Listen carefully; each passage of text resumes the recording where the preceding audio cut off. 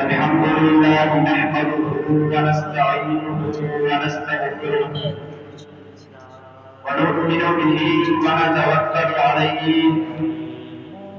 ونعوذ بالله من شرور أنفسنا ومن سيئات أعمالنا من يهده الله فلا مضل له ومن يضلل فلا هادي له ونشهد أن لا إله إلا الله وحده لا شريك له وأشهد أن محمدا عبده ورسوله أولئك كتب في قلوبهم الإيمان صدق الله العظيم وصدق رسوله النبي الأمي الكريم ونحن على ذلك لمن الشاهدين والشاكرين والحمد لله رب العالمين.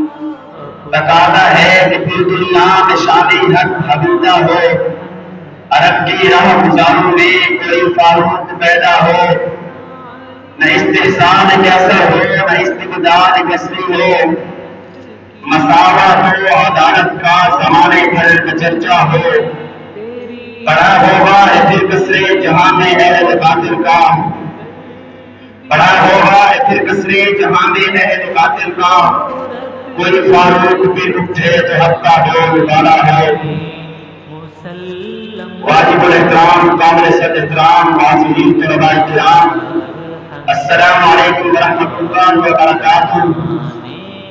آج میں آپ حضرات کے سامنے صحابہ رضی اللہ تعالیٰ عنہ کی شان کے بارے میں رب کو شیئر کرنا چاہتا ہوں. دعا ہے کہ اللہ تعالیٰ مجھے حق سچ بات کہنے کی توفیق عطا فرمائے. میرے بھائیوں، حضرت عمر فاروق رضی اللہ تعالیٰ عنہ جب اس دنیا کے اندر تشریف لائے تب کے قرآن پڑھتے پڑھتے، جب اس دنیا سے تشریف لے کر جا رہے تھے تب کے قرآن پڑھتے پڑھتے، میرے بھائیوں، عمر تو وہ ہے جو قبر کا فاتح تھا، عمر تو وہ ہے جو بیت المقدس کو فتح کرنے والا تھا، عمر تو وہ ہے جو کعبہ کے اندر اللہ کا نام بلند کرنے والا تھا. میرے بھائیوں، دنیا کے اندر کسی بھی تاریخ میں کوئی ایسا شخص نہیں ہے جو دو قبروں کا فاتح ہو، جو بیت المقدس کو فتح کرنے والا ہو. مجھے بتاؤ، نبی کا کلمہ صدیق نے بھی پڑھا، نبی کا کلمہ عثمان نے بھی پڑھا، نبی کا کلمہ حمزہ نے بھی پڑھا، نبی کا کلمہ علی نے بھی پڑھا، لیکن کعبہ کے اندر اللہ کا نام بلند اس وقت نہیں ہوا تھا جب حضرت علی موجود تھے. کعبہ میں اللہ کا نام بلند اس وقت ہوا تھا جب عمر فاروق کمری والے کے دروازے پر آئے. کمری والے نے عرض کیا، عمر کیسے آنا ہوا؟ عمر نے جواب دیا، آیا تو جان لینے کے لیے تھا پر جان دینے کے لیے آیا ہوں. عمر نے کلمہ پڑھ دیا. کمری والے سے پوچھا، کیا ہم حق پر ہیں؟ کمری والے نے جواب دیا، جی ہاں ہم حق پر ہیں. عمر نے کہا کہ یہ میری غیرت برداشت نہیں کرتی کہ عمر کلمہ بھی پڑھ لے، اذان آج بھی دائیں عرقہ میں ہو، کعبے کی چھت ہوگی، اللہ کا نام بلند ہوگا، یہ عمر کا مقام ہوگا. میرے بھائیوں، عمر بھی فقیر بھی ہے، عمر درویش بھی ہے، عمر بادشاہ بھی ہے. دنیا کے اندر کوئی ایسا شخص نہیں ہے جو فقیر بھی ہو، درویش بھی ہو، بادشاہ بھی ہو. میرے بھائیوں، نفال اسلام نے رکاوٹ کیا ہے؟ میں کہتا ہوں یہ کمال صرف سیدنا عمر فاروق رضی اللہ تعالیٰ عنہ کو ملا ہے. اس ملک کو بھلے کتنے برس گزر گئے ہیں لیکن اس میں اسلامی نظام نافذ نہیں ہو سکا. جب بھی کوئی حکمران آتا ہے اپنی قوم کو عزت بناتا ہے، کہتا ہے کہ میں موجودہ قوانین کو اسلام کے سانچے میں ڈالوں گا، مجھے وہ سانچہ کہیں نظر نہیں آتا، مجھے وہ کوئی حکمران بھی نظر نہیں آتا کہ اس دنیا میں اس ملک میں اسلامی نظام نافذ کر سکے. وجہ کیا ہے؟ جب کہ وہ نماز کی باتیں بھی کرتے ہوں، جب کہ وہ دعوے بھی کرتے ہوں، جب کہ وہ نماز تہجد کی باتیں بھی کرتے ہوں، لیکن ان کو 8 یا 9 سال گزر گئے تب بھی اس ملک میں اسلامی نظام نافذ نہ کر سکے. آخر اس کی وجہ کیا ہے؟ جب ان کے پاس مجالس شورا بھی ہوں، نظریاتی کونسلیں بھی ہوں، معاشرتی کونسلیں بھی ہوں، ان تمام شوراؤں کے بعد بھی اگر وہ اسلامی نظام نافذ نہ کر سکے تو کہتے ہیں کہ یہ حاکم وقت مخلص نہیں ہے. میں کہتا ہوں کہ وجہ یہ نہیں ہے کہ یہ مخلص ہو کر بھی اسلام کا دعویٰ کرے تب بھی اسلامی نظام نافذ نہیں کر سکتے. اسلامی نظام کو تب نافذ ہوگا جب خلافت راشدہ کے قوانین کو اپنائیں گے. آج یہودی نصارہ بلکہ پوری دنیا کے کافر طرز حکمرانی حاصل کرنے کے لیے عمر کے دروازے پر جاتا ہے. تم نبی کا کلمہ پڑھ کر بھی عمر کے دروازے پر نہیں جاتے. میں تو کہتا ہوں تم 100 مرتبہ 100 مرتبہ بھی اسلام کا دعویٰ کر لو تب بھی اسلامی نظام نافذ نہیں کر سکتے. تم جھوٹ لکھتے ہو.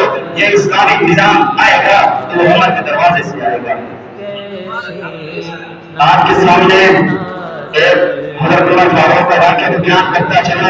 ایک مرتبہ حضرت عمر فاروق رضی اللہ تعالی عنہ ایران اور روم کے دورے پر گئے تو وہاں پر دریائے دجلہ کے کنارے پر ایک بڑھیا عورت رہتی تھی.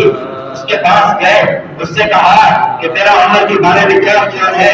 اے اماں نے کہا قیامت کا دن ہوگا، عمر کی گردان ہوگی، میرا ہاتھ ہوگا. اماں سے پوچھا اس نے اماں وجہ کیا ہے؟ اس کو پتا نہیں تھا کہ یہ عمر فاروق ہے.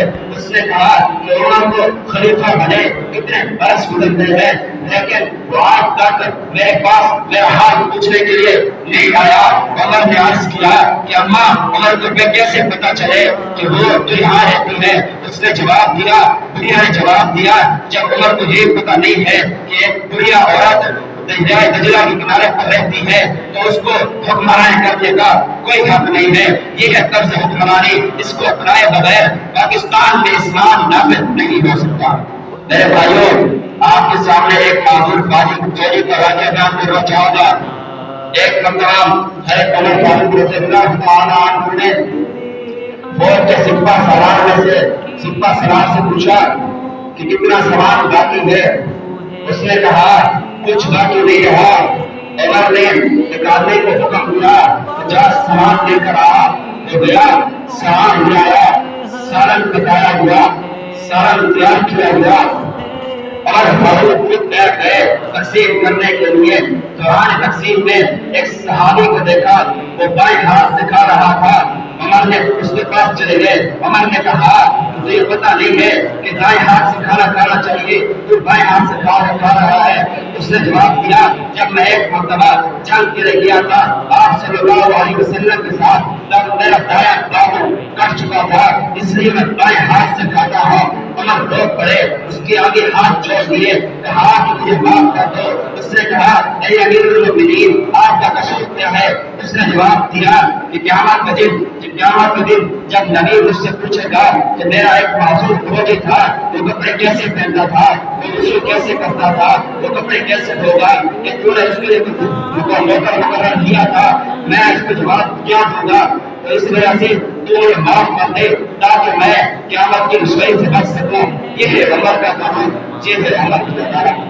میرے بھائیوں، کتاب گزار صحابہ دیکھیے. ایک مرتبہ آپ صلی اللہ علیہ وسلم مسجد نبوی میں تشریف لائے. صحابہ رضی اللہ تعالی عنہ حمایت کو حکم دیا کہ بیٹھ جاؤ. سب صحابہ ایک وقت بیٹھ گئے. جب نبی باہر تشریف لانے لگے ایک صحابی کو دیکھا، اس کا ایک پاؤں دہلیز کے اوپر تھا، ایک پاؤں دہلیز کے نیچے تھا. نبی نے کہا کہ میں نے تیری طرح حکم دیا تھا کہ تو سیدھا کیوں نہیں ہوا؟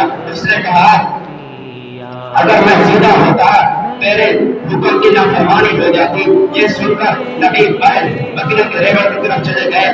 بکریوں کے ریوڑ میں جا کر دیکھا ایک صحابی بکریوں کے ریوڑ میں بیٹھا ہوا تھا.